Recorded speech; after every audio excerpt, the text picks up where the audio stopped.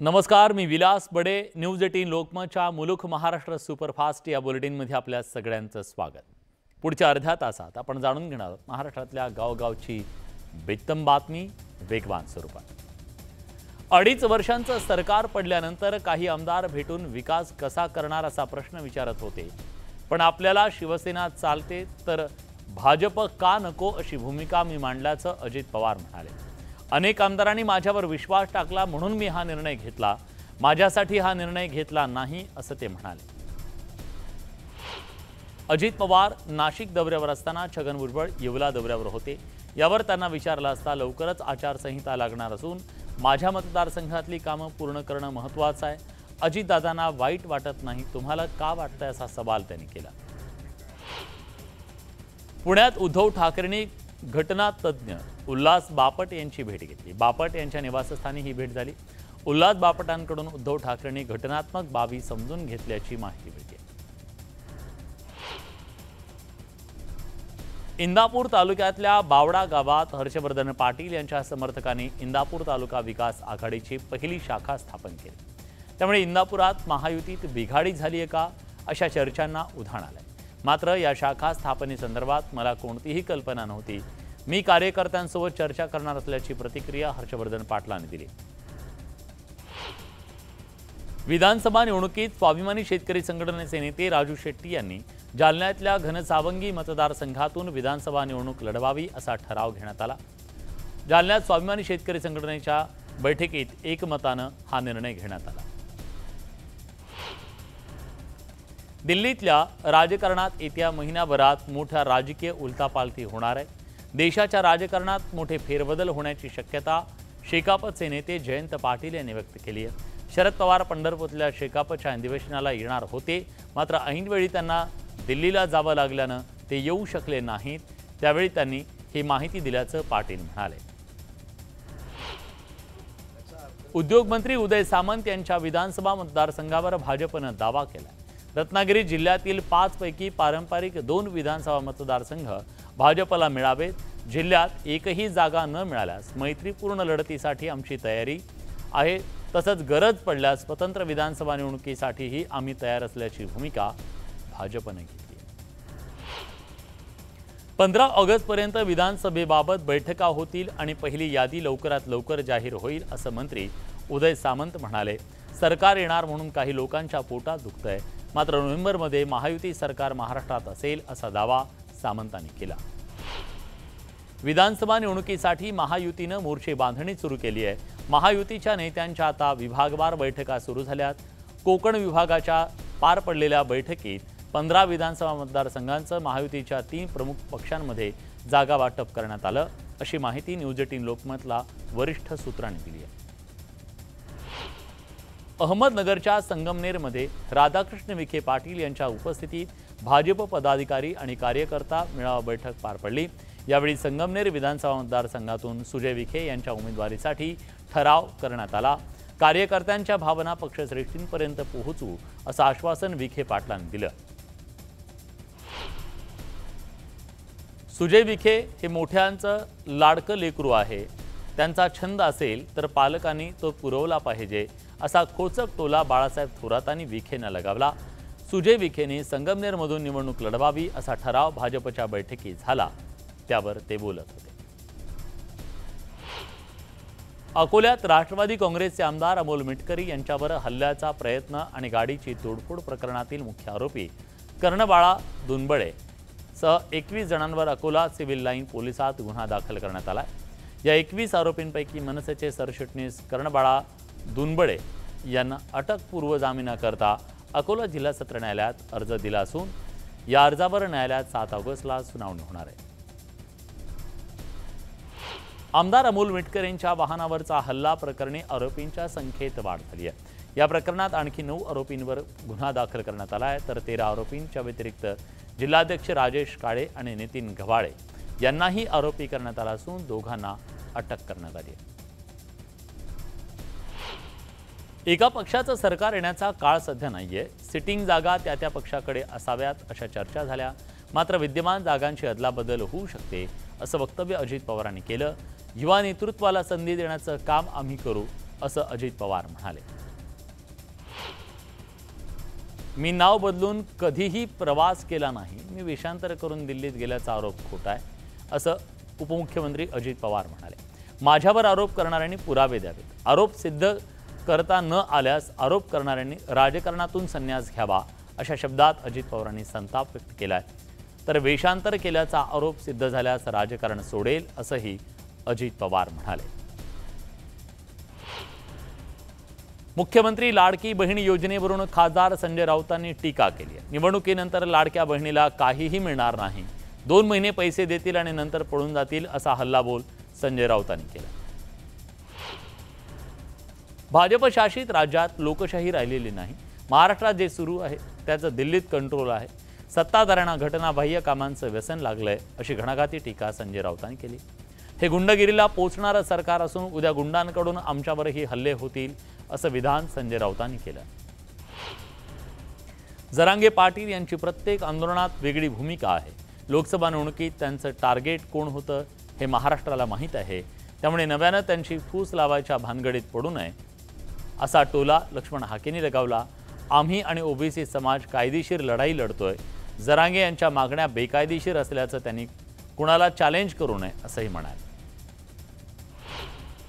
आदर्श bank घोटाळ्यात property seal करून जमा झालेले पैसे खातेदारांना देण्याचे आदेश मुख्यमंत्र्यांनी दिल्याची माहिती इम्तियाज जलील यांनी दिली आहे. सोमवारपासून खातेदारांना रक्कम द्यायला सुरुवात होणार असून पैसे न मिळाल्यास तीव्र आंदोलनाचा इशारा देण्यात आला.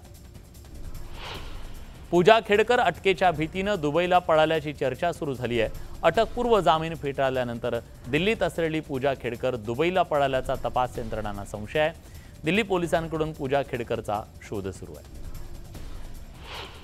पूजा खेडकरनं तब्बल 7 वेळा तिच्या नावात फेरफार केल्याचं दिल्ली पोलिसांच्या तपासात निष्पन्न झालंय. इतकंच नव्हे तर पूजा खेडकरनं तिच्या वडिलांच्या नावामध्ये सुद्धा फेरफार केल्याचं समोर आलं. त्यामुळे आता पूजा खेडकर हिच्या अडचणीत वाढ होण्याची शक्यता आहे. नवी मुंबईतील एका चार्टर्ड अकाउंटंटकडून लाडकी बहीण योजनेविरोधात हायकोर्टात याचिका दाखल करण्यात आली आहे. मात्र लाडकी बहीण योजनेच्या तातडीच्या स्थगितीला हायकोर्टानं नकार दिलाय. याचिकेवर 6 सप्टेंबरला मुंबई उच्च न्यायालयात सुनावणी होणार आहे. पुण्यातील 317 जंक्शनवर तब्बल 544 खड्डे असल्यानं पालिका प्रशासन ॲक्शन मोडवर आलंय. खड्डे तातडीनं न बुजल्यास पुणे महानगरपालिकेच्या ठेकेदार आणि अभियंत्यांवर गुन्हे दाखल करण्याचे आदेश देण्यात आले. सरकारच्या संकेतस्थळावर दिव्यांग प्रमाणपत्र दिसतात, मात्र प्रत्यक्षात ही प्रमाणपत्र जिल्हा रुग्णालयानं दिली नाहीत, असा नवा घोटाळा अहमदनगरच्या जिल्हा रुग्णालयात उघडकीस आलाय. प्रशासनानंही या प्रकरणाला दुजोरा दिला असून या प्रकरणाचा अहवाल वरिष्ठांना पाठवण्यात आल्याचं प्रशासनानं सांगितलं. खालापूरच्या आरकतवाडीत नदीत प्रवाहातून अंत्ययात्रा काढण्याची वेळ आली. या वाडीसाठीची स्मशानभूमी पिरकटवाडीमध्ये नदीच्या पलीकडे आहे. यासाठी पूल बांधून देण्याची मागणी अनेक वर्षांपासून होतीये. आमदार महेश बालदी यांनी इथल्या पुलाच्या कामाचं नावापुरतं उद्घाटन केलं, मात्र पूल बांधण्यात आलेला नाही. त्यामुळे ग्रामस्थांची मोठी गैरसोय होती. लातूर जिल्ह्यातल्या अहमदपूर शिवारात मोगा तळ्याशेजारी 120 किलोची महाकाय मगर आढळली.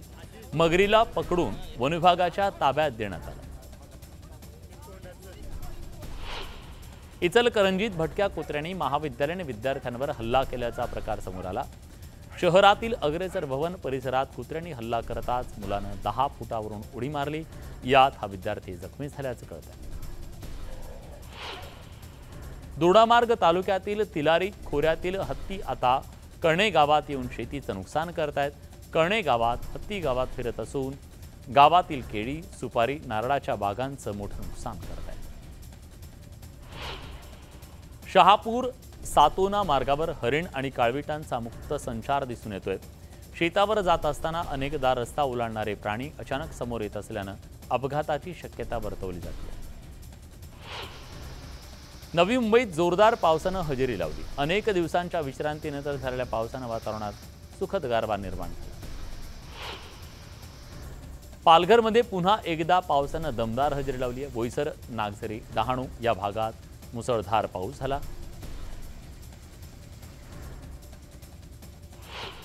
मुळशी तालुक्यातल्या हिंजवडी आयटी इथल्या रस्त्यावर खड्ड्यांचा विळखा समोर आला। पावसामुळे रस्त्यांची अक्षरशः चाळण झाली आहे। खड्ड्यात रस्ते की रस्त्यात खड्ड्याची परिस्थिती आहे। पुण्याच्या केशवनगरमधील नेफ्रा या कचरा विलगीकरण कंपनीला टाळे ठोकण्याची मागणी करण्यात येते। या कंपनीकडून उघड्यावर कचरा टाकण्यात येतो, त्यामुळे परिसरात डासांचा प्रादुर्भाव आणि पर्यायाने साथीचे रोग वाढत आहेत। त्यामुळे कंपनीवर कारवाईची मागणी करण्यात येते। वर्ध्यात पशुसंवर्धन विभागाच्या गोडाऊनला गळती लागली आहे, त्यामुळे जनावरांची औषधं, गोळ्या आणि इतर साहित्य भिजलंय। हेच साहित्य वाटप केलं जात असून पशुसंवर्धन विभाग याकडे कधी लक्ष देणार असा सवाल विचारला जातो। छत्रपती संभाजीनगरच्या खडकेश्वर मंदिरात अचानक भडका उडाला। मंदिरातल्या शिवपिंडीवरच ज्वलनशील पदार्थानं भडका उडाल्याचं पाहायला मिळालं। भाविक दर्शन घेत असताना हा भडका उडाल्यानं 2 ते 3 भाविक भाजल्याची माहिती मिळते। चंद्रपुरातल्या बाबूपेठ भागात एक लहान मुलानं काजळाची डबी गिळल्याचा प्रकार समोर आला। हा प्रकार लक्षात येताच कुटुंबानं तातडीनं रुग्णालयात धाव घेतली। डॉक्टरांनी ती डबी बाहेर काढून लहानग्याचा जीव वाचवला। बीडच्या परळी गंगाखेड रस्त्याचं काम सध्या सुरू आहे। बहुतांश ठिकाणी पुलाचं काम रखडल्यानं पावसाळ्यात वाहन चालकांना असंख्य अडचणींचा सामना करावा लागतोय। त्यामुळे रखडलेलं काम सुरू करावं अशी मागणी स्थानिकांसह वाहन चालकांकडून केली जाते। हिंगोलीच्या तहसील कार्यालयातून विविध प्रमाणपत्र वितरणाचं ऑनलाईन सर्व्हर डाऊन आहे। या सर्व्हरच्या अडथळ्यामुळे विद्यार्थ्यांना विविध प्रमाणपत्र उशिराने मिळत आहेत। ही प्रमाणपत्र वेळेत मिळण्यासाठी काही पर्यायी व्यवस्था करण्याची मागणी मुख्यमंत्र्यांना निवेदन पाठवून करण्यात आली। लातूर शहरात कचऱ्याचा प्रश्न गंभीर बनला असून शहरातल्या गल्ली बोळात मुख्य रस्त्याच्या कडेला देखील कचऱ्याचे ढीग साचल्यानं दुर्गंधीनं नागरिक हैराण झाले।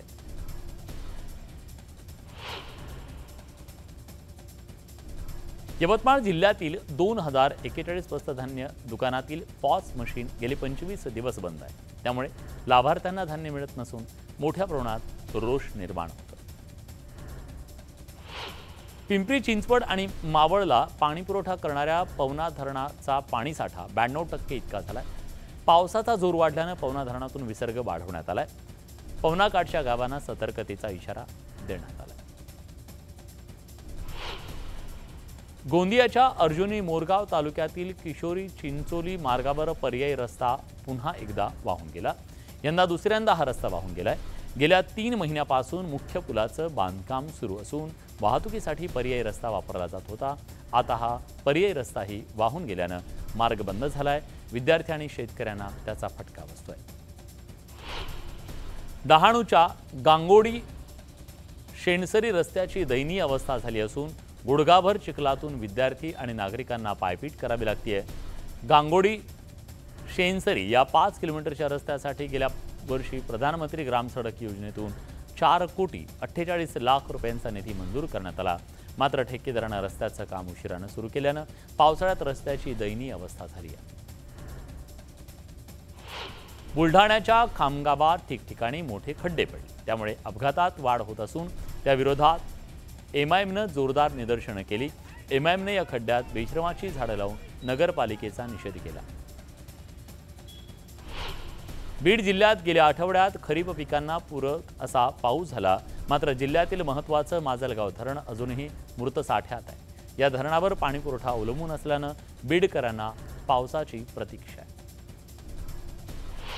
चंद्रपूर जिल्ह्यातल्या आदिवासी जनतेकडे राज्य सरकारनं दुर्लक्ष केल्याचा आरोप सामाजिक संघटना श्रमिक एल्गारनं केलाय। धनकदेवी इथल्या शाळेतील मुख्याध्यापक निलंबित झाल्यापासून 100% आदिवासी गावातील शालेय विद्यार्थ्यांना योजना रखडल्यात, तर सिंगार पठार गावात अंगणवाडी बंद झाल्यानं विद्यार्थ्यांना 16 किलोमीटरची पायपीट करावी लागते। हिंगोली जिल्ह्यात रेशन धान्य वितरणात अडथळा निर्माण झाला। गेल्या 12 ते 13 दिवसापासून या मशीन्स बंद असल्यानं अनेक लाभार्थ्यांना रेशनचं धान्य मिळालं नाहीये।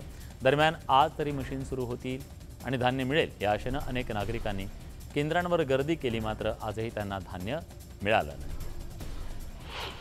धुळे जिल्ह्यातल्या रेशन दुकानात असलेले ई-पॉस मशीन बंद असल्यानं धान्य वाटपाला मोठा फटका बसला। गेल्या 2 आठवड्यापासून शासकीय स्वस्त धान्य दुकानातील ई-पॉस मशीन सर्व्हर डाऊन झालं। ई-पॉस मशीनच्या तक्रारी वाढल्यानं अखेर जिल्हा पुरवठा विभागानं जिल्ह्यातील सर्व रेशन दुकानदारांना ऑफलाईन धान्य वाटप करण्याचे आदेश दिले।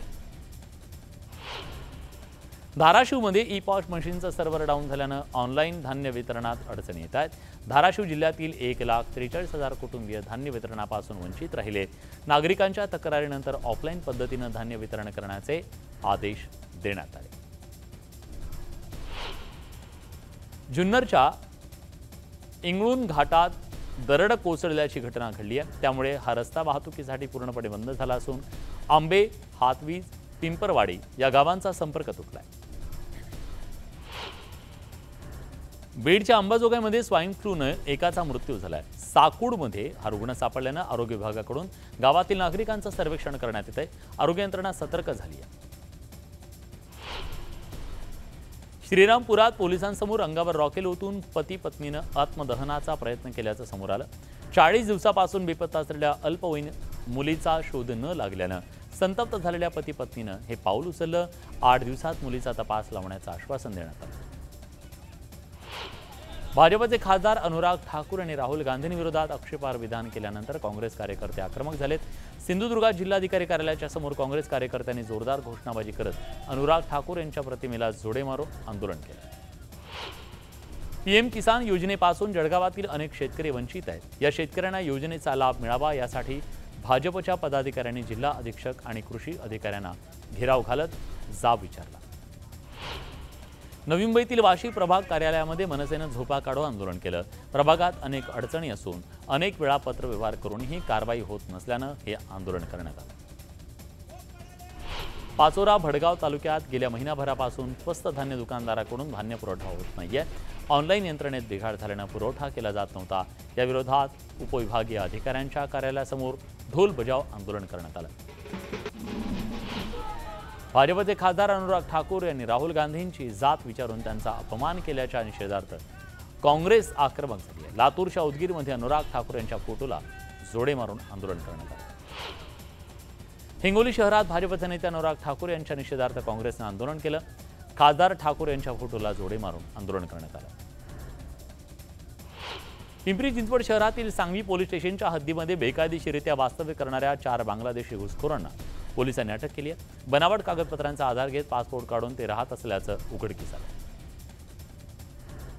बुलढाणा जिल्ह्याच्या देऊळगाव राजा परिसरातून गोवंश चोरीच्या घटनांमध्ये कमालीची वाढ झाली आहे। त्यामुळे पशुचालक भयग्रस्त आहेत। यामागे आंतरजिल्हा टोळी कार्यरत असल्याचा संशय व्यक्त केला जातोय। पोलीस त्याच्यावर कधी कारवाई करणार असा सवाल विचारला जातोय। सातारा जिल्ह्याच्या पश्चिमेकडील भागात पावसाचा जोर पुन्हा एकदा वाढलाय। धोम धरण पाणलोट क्षेत्रामध्ये पाण्याची आवक वाढल्यानं कृष्णा नदी पात्रात 5 वक्र दरवाजातून 7,600 क्युसेक इतका पाण्याचा विसर्ग केला जातोय।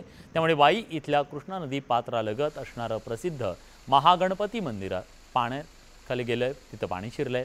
मंदिराच्या दोन्ही बाजूनं पाणी वाहत असून मंदिरातील गणपतीच्या मूर्तीला पाणी टेकलंय। या महागणपती मंदिराचा परिसरात कृष्णा नदीची पाणी पातळी वाढल्यानंतर वाईकरांची महागणपती मंदिर परिसरात गर्दी पाहायला मिळते।